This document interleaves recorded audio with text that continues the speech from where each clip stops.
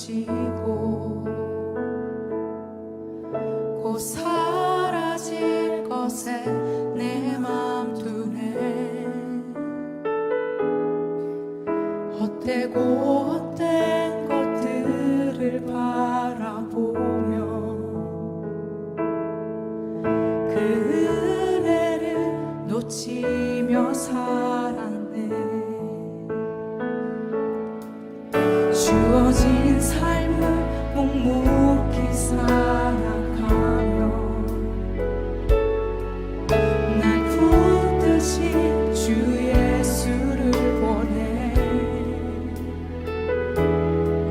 사망 가운데 놓여진 나의 삶을 날 건지신 그 이름 예수. 나의 안수를 바꾸셨네. 주를 향한 노래로, 소망의 노래로 나의 눈물을 거두신 주 예수 이름 안에 살게 하소서.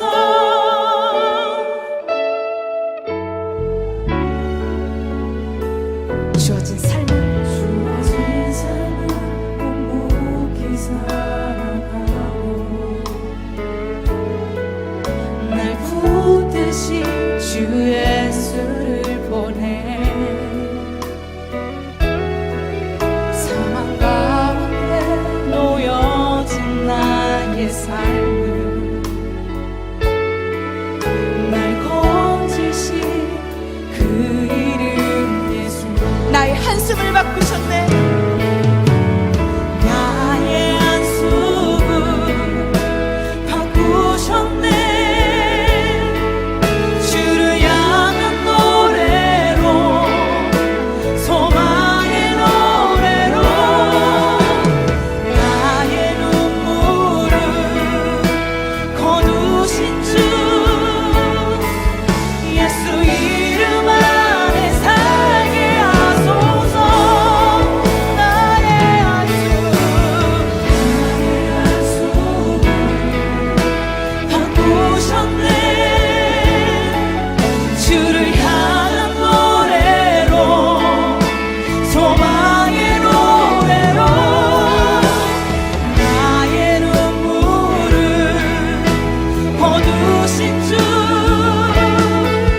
예수 이름 안에 살게 하소서. 나의 한숨을 바꾸셨네. 나의 한숨을 바꾸셨네. 주를 향한 노래로, 소망의 노래로 나의 눈물을 거두신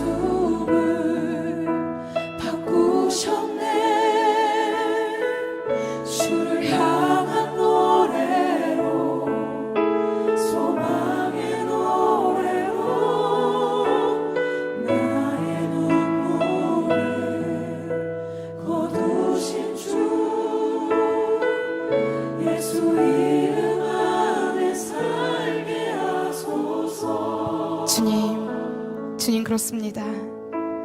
한숨밖에 쉴 수 없는 상황이 내게 몰려올 때도 지금 걷고 있는 이 길이 소망의 길임을 믿음으로 고백하게 하여 주시옵소서. 매일의 삶이 고단할지라도 여전히 그 속에서 우리와 함께 하시는 그 주님, 나의 평생 가운데 내가 그 주님만을 붙잡고 따라가기를 소망합니다.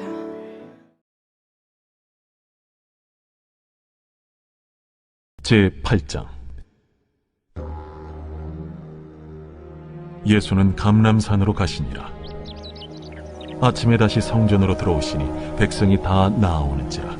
앉으사 그들을 가르치시더니 서기관들과 바리새인들이 음행 중에 잡힌 여자를 끌고 와서 가운데 세우고 예수께 말하되, 선생이여, 이 여자가 간음하다가 현장에서 잡혔나이다. 모세는 율법에 이러한 여자를 돌로 치라 명하였거니와 선생은 어떻게 말하겠나이까? 그들이 이렇게 말하면 고발할 조건을 얻고자 하여 예수를 시험함이로라. 예수께서 몸을 굽히사 손가락으로 땅에 쓰시니 그들이 묻기를 맞이하니 하는지라. 이에 일어나 이르시되, 너희 중에 죄 없는 자가 먼저 돌로 치라. 다시 몸을 굽혀 손가락으로 땅에 쓰시니 그들이 이 말씀을 듣고 양심의 가책을 느껴 어른으로 시작하여 젊은이까지 하나씩 하나씩 나가고 오직 예수와 그 가운데 섰는 여자만 남았더라. 예수께서 일어나사 여자 외에 아무도 없는 것을 보시고 이르시되, 여자여, 너를 고발하던 그들이 어디 있느냐? 너를 정죄한 자가 없느냐? 주여, 없나이다. 나도 너를 정죄하지 아니하노니 가서 다시는 죄를 범하지 말라. 예수께서 또 말씀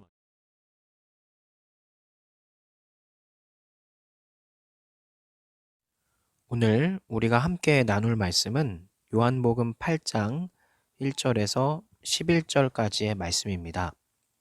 오늘 본문을 보면 바리새인과 서기관들이 간음을 하다 현장에서 잡힌 여자를 끌고 와서 예수님을 시험을 합니다. 그러나 예수님은 죄 없는 자가 먼저 이 여자를 돌로 치라고 말씀하시죠. 이 말씀에 가책을 느낀 이 군중들은 자리를 하나둘씩 떠납니다. 예수님은 여자를 용서해 주시면서 다시는 죄를 범하지 말라고 말씀을 하십니다.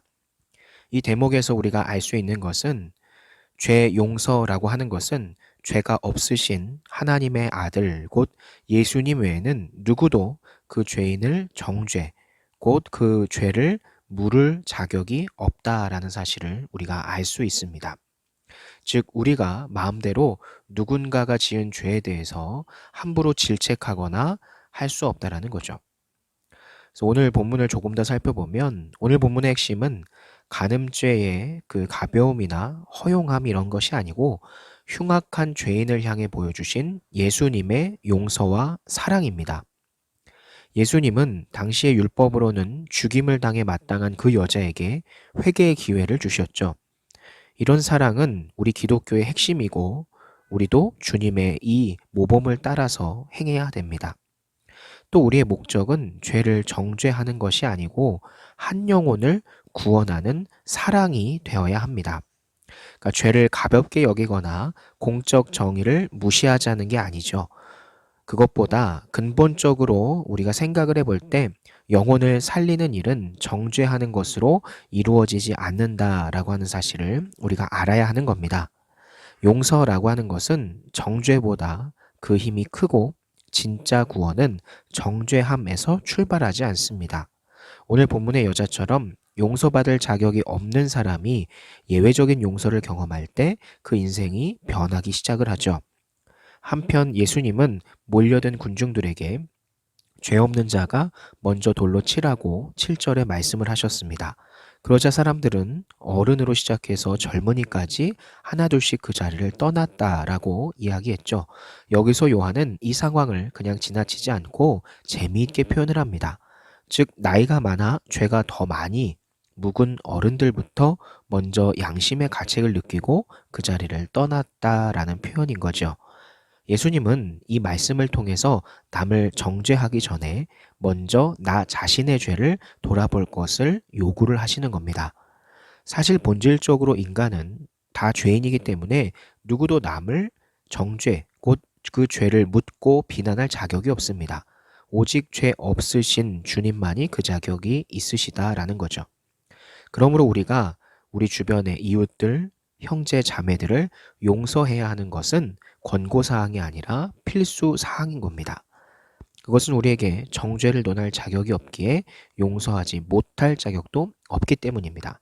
그래서 혹시 우리 주변 가운데 내가 용서하지 못해서 너무나도 마음이 어렵고 괘씸하다고 생각하는 그런 친구들이 있다고 한다면 먼저 마음으로 용서하고 행동으로 조금씩 가까워져서 그들과 진정한 용서를 함께 나누는, 사랑을 나누는 우리 성진교회 중고청 여러분들이 되기를 소망합니다. 감사합니다.